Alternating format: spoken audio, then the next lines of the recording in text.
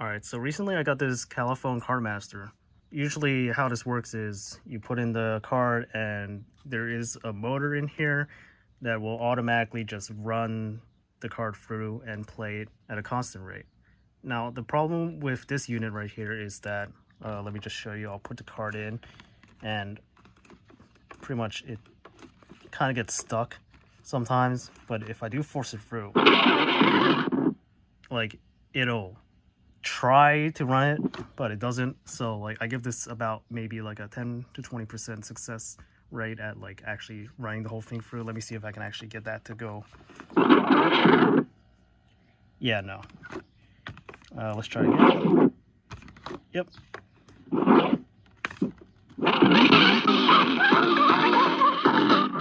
I mean, even if I can't get it to go through, it pretty much sounds like that, distorted, because I recorded with this back when it was having pretty good luck getting the whole thing through. So the issue here is that the motor belts in here, and I'm gonna show you the back in a second, they're kind of loose and kind of like they're not as good as they need to be. Long story short, you're gonna have to replace these belts if you have an issue similar to this. So let me just cut to the back now. All right, so starting from the front, you're gonna want to flip this to the back, and you'll see here that there are 6 screw holes. 1, 2, 3, 4, 5, and 6 over here. And if you have one of these, like there's an iFixit toolkit with swappable heads, you'll put them in and then realize that, yeah, it's not gonna fit because these are really deep holes, and so you're gonna need a legit screwdriver for reaching down in there. And what I have here is a Phillips number 2 screwdriver, and you're gonna want to make sure it's number 2, because if it's number 1, you have the risk of stripping the screws, and obviously that's going to be making things a lot more complicated down the road if you get those stripped, especially with how deep these are. So yeah, I'm just going to loosen them like so, just getting the screwdriver in there and just, you know, giving a good turn. Doesn't really have to be like extracted because these holes are just deep. You just got to make sure that they're kind of out, and then you can just pop it off. All right, so now that I got it unscrewed, all 6 of them, you can pop them out, but be careful because there's this side panel here with all the headphone jacks and whatnot, so you want to like lift it up this way so you can just slide out without interfering with those. And now these are out. Well, make sure you don't lose those screws if you didn't take them out beforehand. And also there is this cable here that's like attached to the circuit board, so you don't want to just like yank this, otherwise you risk pulling that and maybe messing up the cables. So I'm just gonna haphazardly throw down the screws, make sure they're all down here on the floor. Rest this pretty much on the side like here. So now we have this open. I'm gonna try to zoom in here so you can see what the affected area would be. So yeah, right here in the center there's these motor belts here, so like one over here and one down here. And the one closer to us from this point of view is this one that runs on the right side here. And if you want to remove that belt all the way, you're gonna have to like unscrew this little triangle piece here. So that's to get that off. But I've noticed that there is some fraying, and on the left belt here, yeah, it's kind of loose a little bit, and I'm pretty sure that this is the issue affecting my unit here. So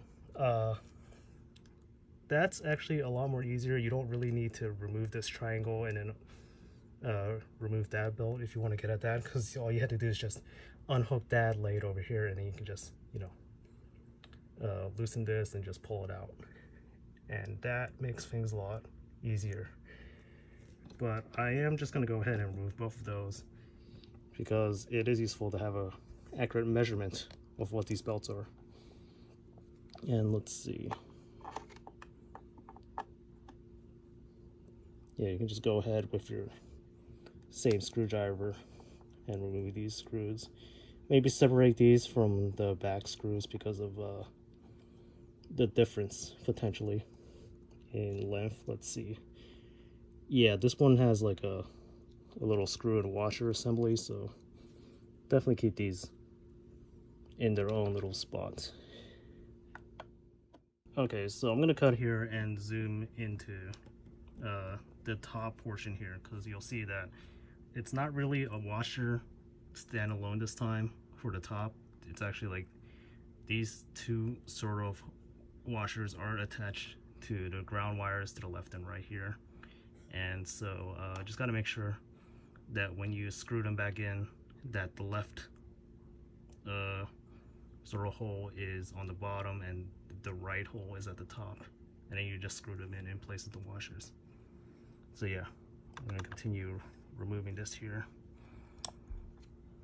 Alright, so now our little triangle piece is pretty much removed. You can just go ahead and take the two top ground wires and kind of just set them to the side so that they aren't in the way. I'll just wrap them around here. Okay.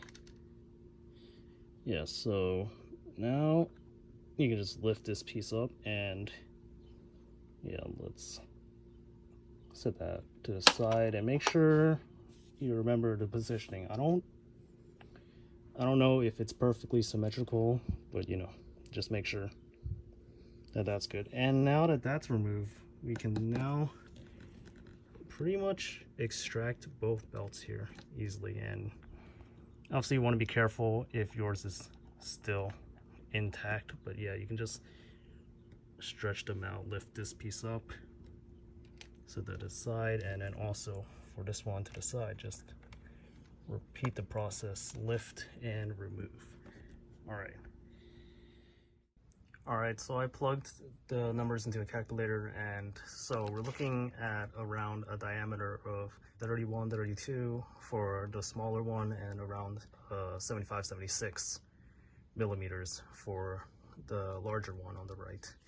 And luckily, beforehand, I bought this set of various replacement cassette belts off Amazon, because these are the same belts that they use on old, you know, stereo cassette players and whatnot. So it should be around the same, and luckily, because Califone replacement parts for these are probably near impossible to find, we can just get some generic pack of belts here and try to approximate one that fits.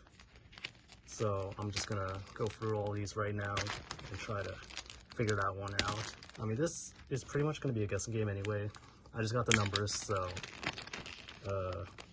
for future reference, you'll know what to look out for. So after going through all the belts in the assortment, I couldn't really find one that was an exact diameter match for the numbers I said.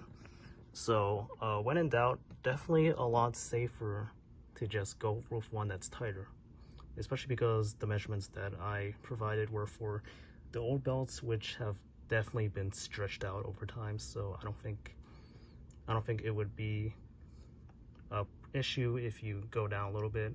I mean, for especially these motors, like the more tighter the belts, I think the more secure it'll be, because like I said, if you go back to the beginning of this video, these belts were definitely like pretty loose. They weren't even moving at all, and that's the opposite of what I want here. So yeah, I was able to find two serviceable ones to replace both of them with here, and you can see them right now that they're pretty secure in there, and it looks like they might perfectly do the job here.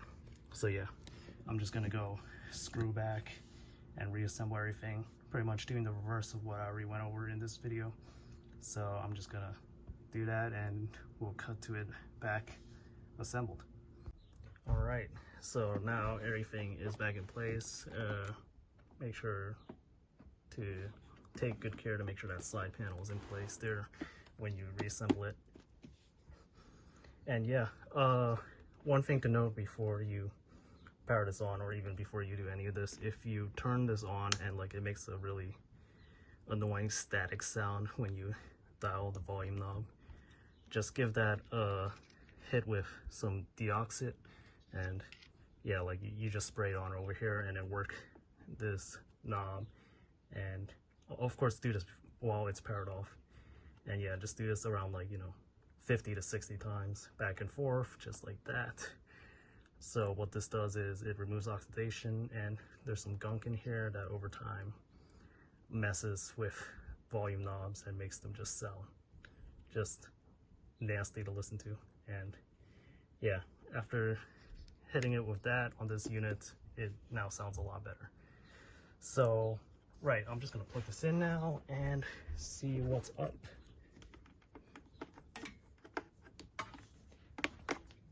All right, and now we are in business. I hope so. So let's hit it with a card right now.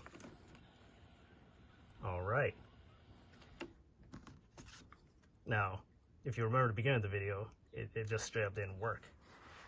Probably because that left belt was just completely loose at this point. So I'm just gonna run this and hit a recording. And if all goes completely to plan, this should sound just fine. And if all goes completely to plan, this should sound just fine. All right. Well, as you can see, it's working perfectly. The motor, flawless. Before, it didn't even work. I couldn't even get the mechanism to engage this card. But now, the motor, flawless. All right. Thanks for watching this video.